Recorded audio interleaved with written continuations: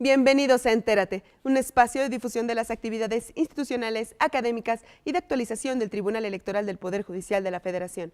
En este programa se debaten temas como el límite para los jueces y la injerencia que pueden tener en la vida política, la creciente judicialización de las decisiones tan centrales para el espectro público y político de nuestro país y otras naciones son motivo de análisis en este programa. Por favor, siga con nosotros en el seminario Fortalecimiento Democrático en Espacios Nacionales, Internacionales y Transnacionales, una perspectiva comparada de la experiencia mexicana con la mesa denominada La Judicialización de la Democracia. ¿Nos acompaña?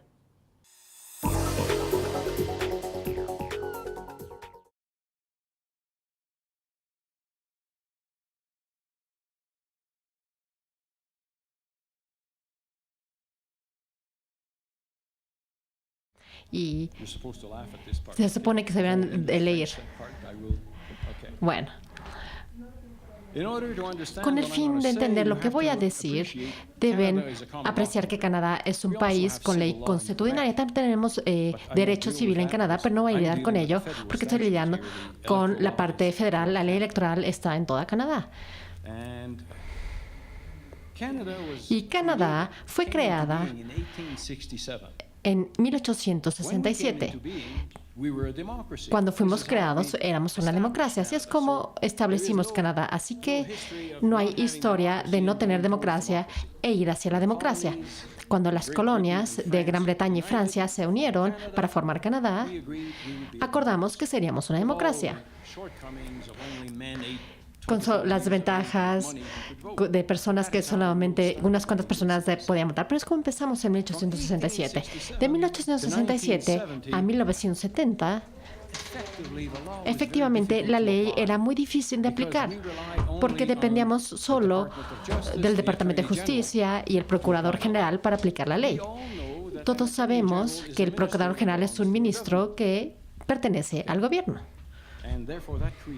Y por consiguiente, esto genera un incentivo político en una o en otra dirección. Además, si no tenemos una ley muy estricta y si por otro lado tenemos una aplicación débil de la ley, vamos a tener lagunas en el sistema.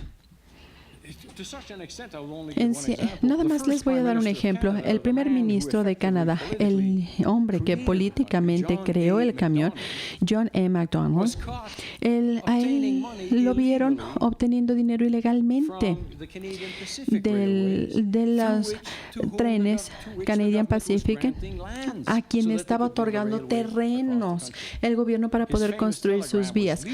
Su fabulosísimo y conocidísimo telegrama lo hizo perder las elecciones. Regresó, ¿verdad? Pero no hubo ninguna sanción que fuera más allá.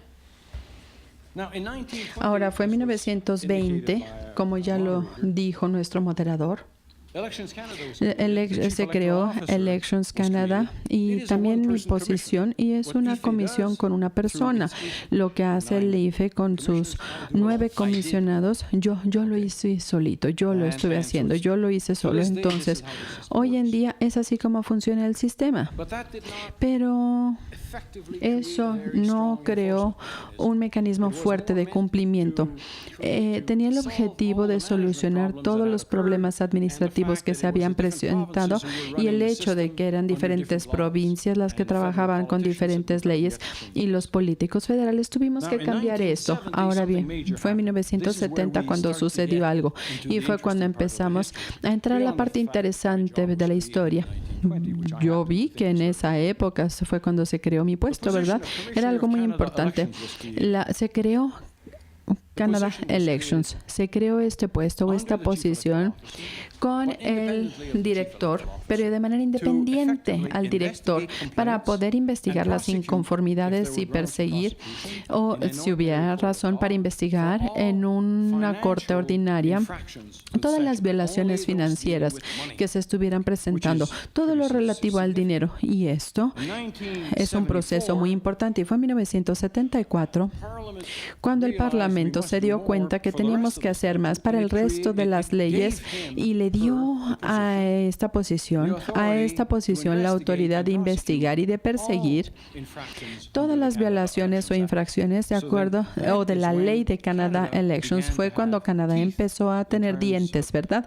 Fue cuando empezó a participar e intervenir en estas infracciones de la ley. Por cierto, los cambios en un sistema de common law es lo que quiero resaltar. Los cambios en estos sistemas se presentan cuando hay una democracia tan establecida como en Canadá y ocurren por los escándalos. El escándalo es la fuerza determinante, es el disparador.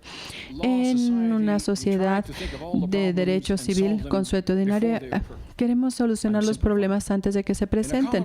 Estoy simplificándolo, ¿verdad? Pero en la sociedad, nada más en la de common law, después de que se presentan. Ya es la recurrencia. Los políticos no quieren anticipar los problemas. Esperan al escándalo. Y esto es lo que sucedió en todos los cambios. Ahora bien, fue en 1982, fue cuando tuvimos el cambio más importante en la Constitución canadiense. Adoptamos la Carta de Derechos que le dio todos estos derechos con un valor constitucional. Cambiamos se podían comparar todas las demás leyes y la Ley de Elecciones de Canadá fue la más refutada desde 1988 hasta la época actual. Y les voy a dar un ejemplo de esto en un momento. Esa Constitución estableció el derecho que tienen todos los canadienses a votar, el derecho a ser candidatos. Para todos los candidatos no hay limitante de edad. La libertad de congregarse, y esto es importante para los candidatos, y la libertad de expresión, pero también para los partidos políticos, y es cómo se pudieron proteger ante la Constitución. Antes de eso, nada más estaban en la Ley canadiense de elecciones. Ahora bien, hay un límite establecido en estos derechos. Y el límite dice, si pueden justificar que están en una sociedad libre y democrática. Ahora bien, esta es la esencia del ala de los derechistas, con excepción de cuando la Suprema Corte está de acuerdo con ellos. Independientemente de lo que se decía, antes sí estaban en desacuerdo. Y aquí con la extrema derecha pueden estar en desaveniencia. Ahora bien, esto es, por supuesto, en el caso de las infracciones a la ley o de la ley. Y es el equivalente a lo que ustedes tienen aquí en México con la Fiscalía Especializada para la Atención de Delitos Electorales, ¿verdad? Es exactamente lo mismo. Las impugnaciones de las elecciones son independientes en Canadá. ¿Por qué? Porque es un sistema de common law y pasan por la Corte Ordinaria y tenemos ahí a los miembros del Parlamento que se tienen que defender, aunque no hayan hecho nada incorrecto.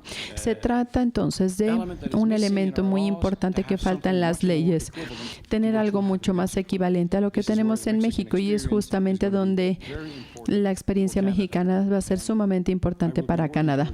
Yo voy a trabajar para esto cuando yo regrese. Ahora bien, esto es lo que yo les quiero decir. Hay varios casos, no los voy a revisar todos porque quiero apegarme a los tiempos, pero sí se los voy a mencionar, y si la gente los quiere aportar durante las preguntas, me va a dar mucho gusto abordarlo. Tenemos casos que tienen que ver con los derechos a votar de los prisioneros, personas con problemas mentales, el establecimiento de partidos políticos y qué hacer cuando existen irregularidades administrativas en el sistema. ¿Cómo es que la Corte Suprema lo va a ver, lo va a abordar? Son los elementos importantes que discutiremos si tenemos tiempo y si existe interés por parte de ustedes. Muchas gracias.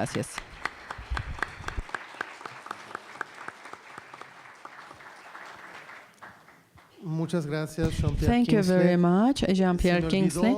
And I forgot. Una cosa importante de la trayectoria de Kingsley, además de los muchos reconocimientos que ha tenido a nivel internacional, es miembro de la Orden Mexicana del Águila Azteca, por su apoyo concreto en la construcción de la democracia en México. Y la segunda cosa que también quería mencionar antes de pasar la palabra es que, como bien lo apuntó, tengo la ingrata función de limitar los tiempos. En realidad necesitaríamos conferencias de 2 horas para cada ponente, y mientras organizamos esas conferencias, las preguntas que van surgiendo se pueden apuntar y nos van a dar, vamos a tener la oportunidad un poco de responderlas después de las ponencias, así que por favor apunten las dudas y preguntas que tienen y se van a centralizar acá y redistribuir al final. Pasamos de Canadá a Estados Unidos, a donde también hay una comisión encargada de asuntos electorales, de la que nos va a hablar Ellen Weintraub.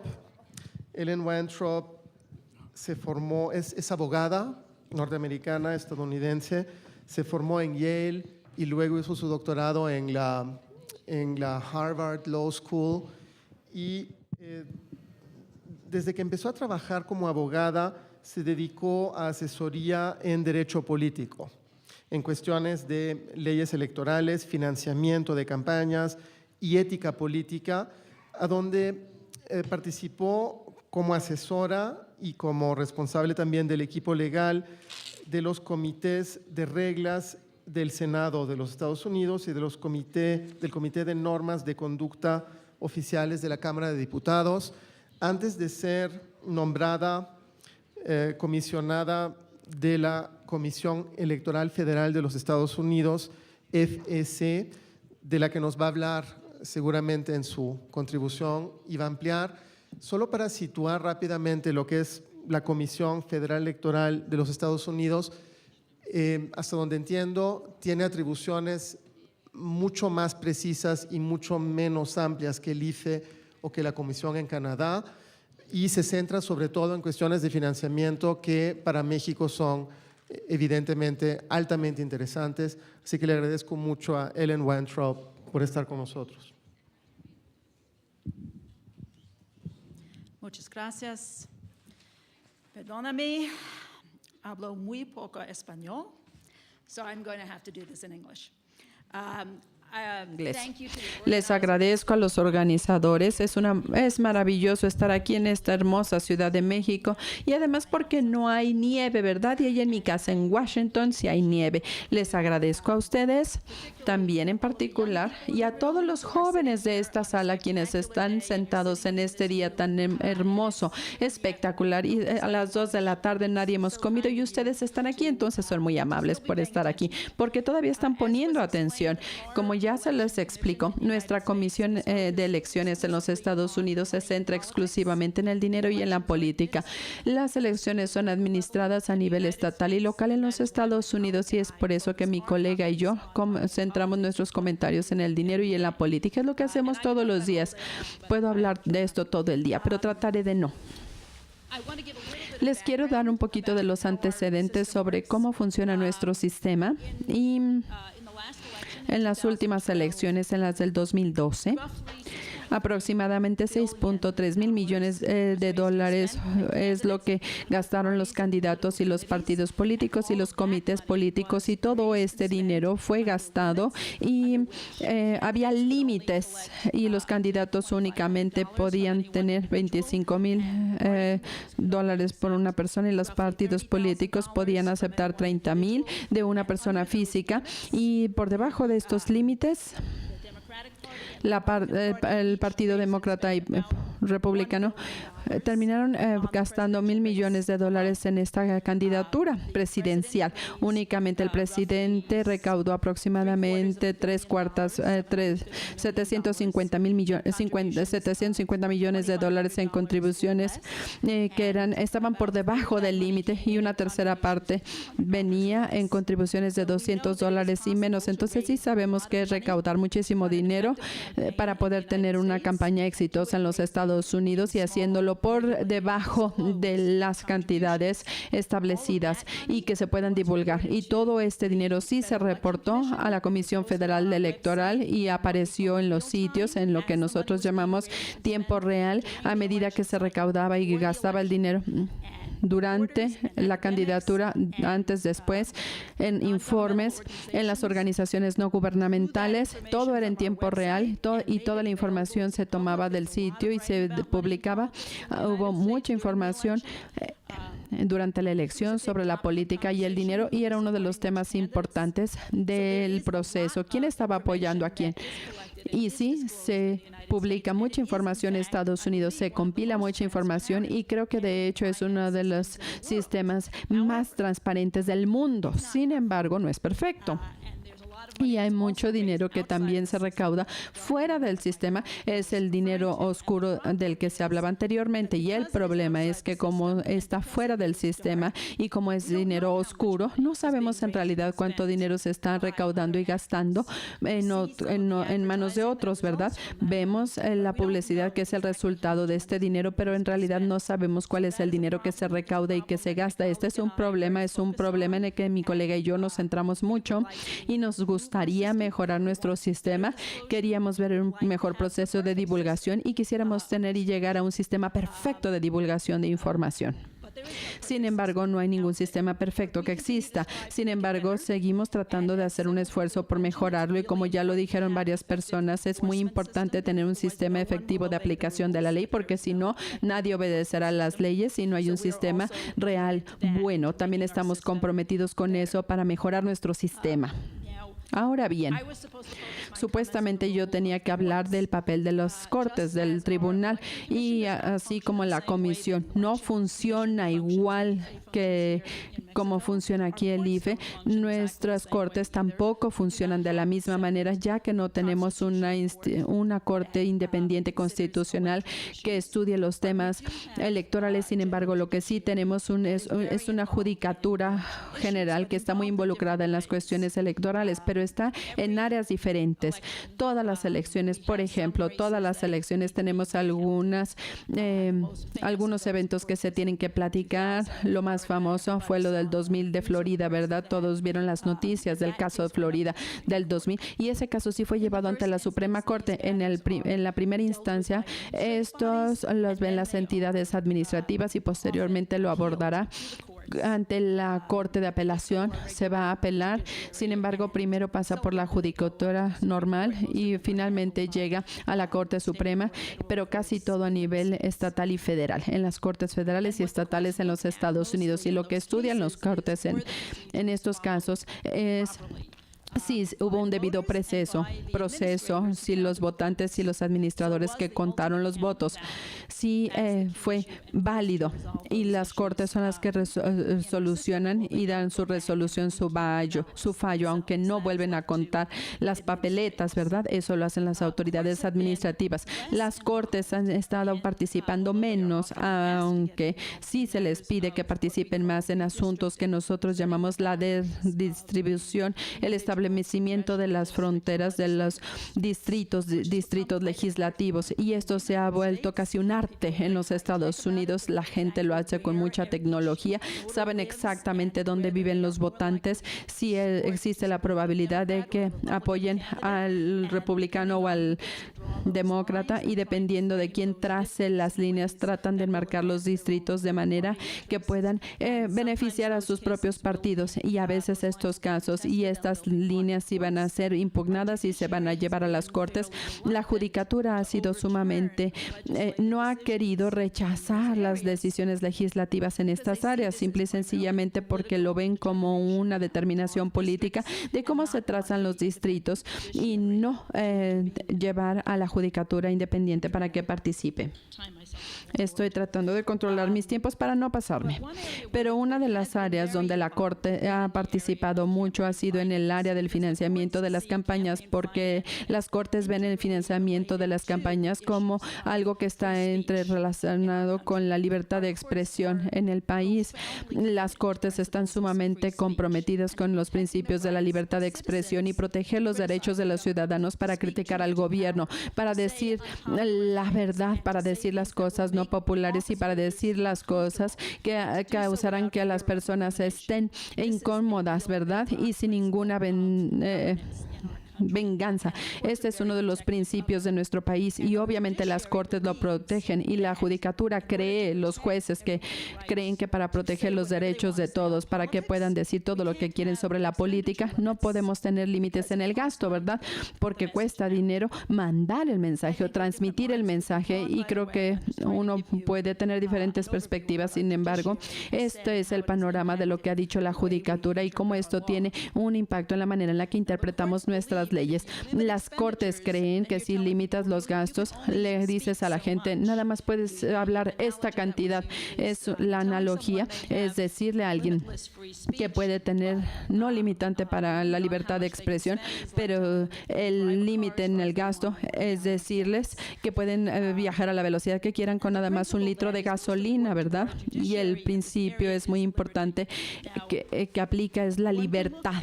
Uno de los principios que ve la judicatura. Uno puede ver puede uno ver la perspectiva de la desigualdad y la libertad y uno puede llegar a diferentes conclusiones. Nuestras cortes creen que para limitar la cantidad de gasto, esto quiere decir limitar la cantidad de libertad de expresión y esto es lo peor que puede hacer el gobierno, limitar la cantidad de libertad de expresión que pueden tener los ciudadanos con respecto a la política o en cualquier tema. Ahora bien, uno puede tener una conclusión sumamente diferente sobre eso. Nuestras cortes creen que limitar las cantidades que la gente puede gastar y que esto va a contribuir a un buen debate que va a permitir hablar de todo. Toda la gente va a poder expresar lo que quiera y van a poder gastar su dinero como quieran y por consiguiente el debate va a ser el más intenso, más robusto que puedan tener los ciudadanos en los temas importantes de la actualidad. Y como dijo Jean-Pierre, con las cortes canadienses, ellas sí han tenido una conclusión muy diferente porque están motivadas por los principios de la igualdad.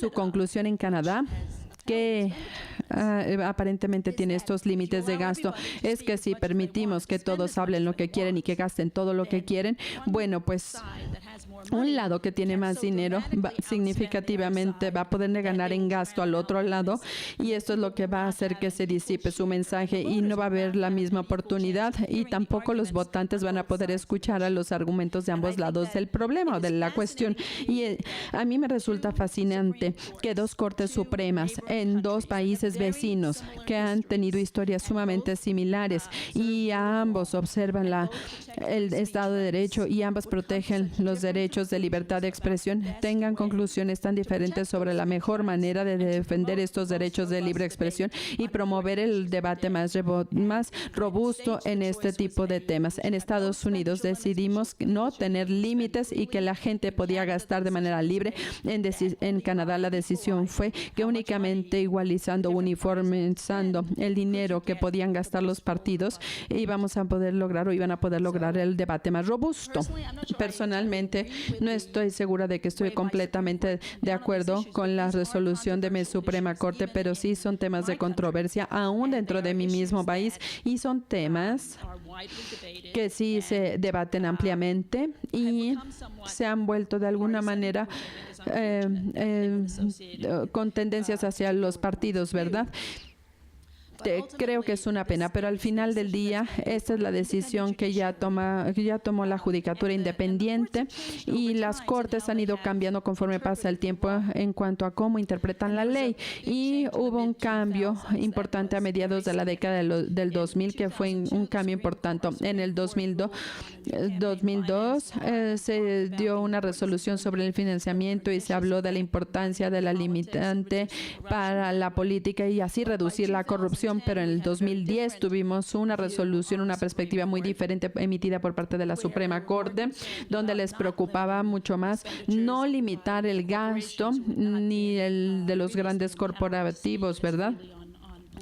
Que no habían tenido la libertad de hablar en temas relativos a la política. Entonces, lo que sucedió entre el 2002 y el 2010 fue un cambio en el personal de la Corte y es donde una persona puede marcar una gran diferencia. Y todo esto también nos lleva a temas también de índole personal, ¿verdad? Un hombre en los Estados Unidos que desarrolló la demencia, ¿verdad? Empezó a tener un problema de demencia y la esposa decidió que se tenía que retirar, y la mujer era una magistrada y ella había estado trabajando en estos temas, y la razón por la que tuvo una participación, una intervención, es porque había sido legisladora.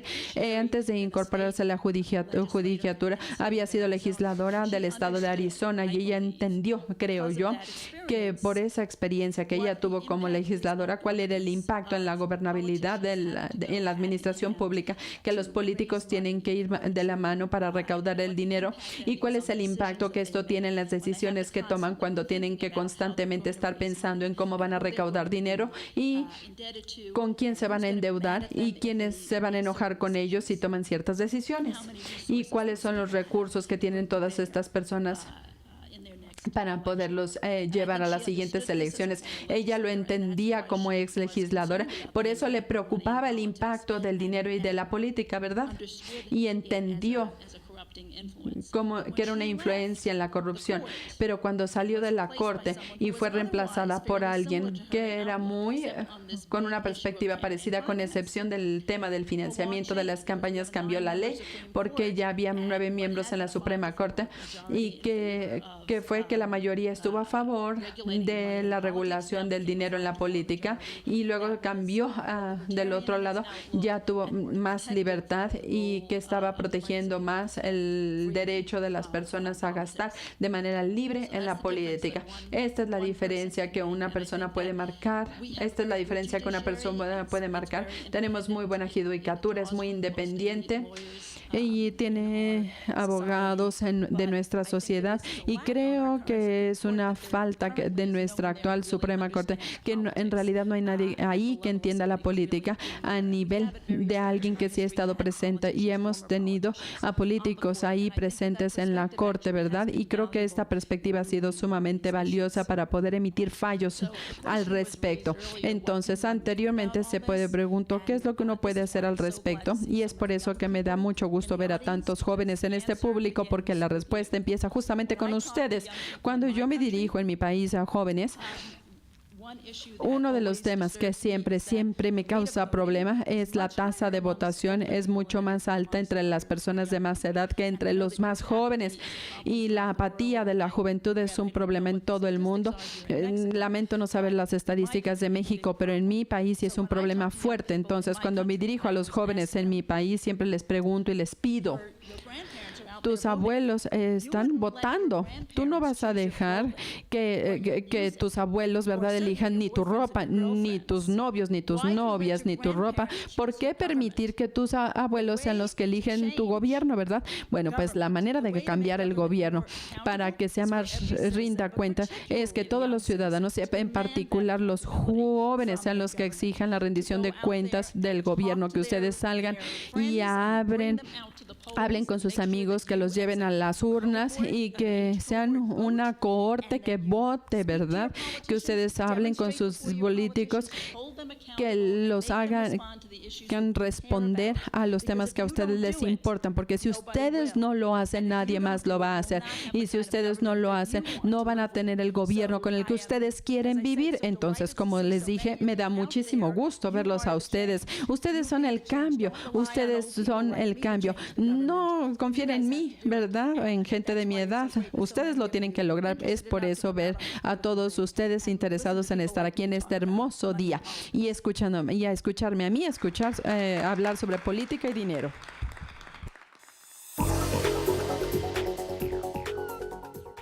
Los esperamos en una próxima emisión de Entérate, con lo más destacado de las actividades institucionales, académicas y de actualización del Tribunal Electoral del Poder Judicial de la Federación. Soy Roxana Noriega. Hasta la próxima.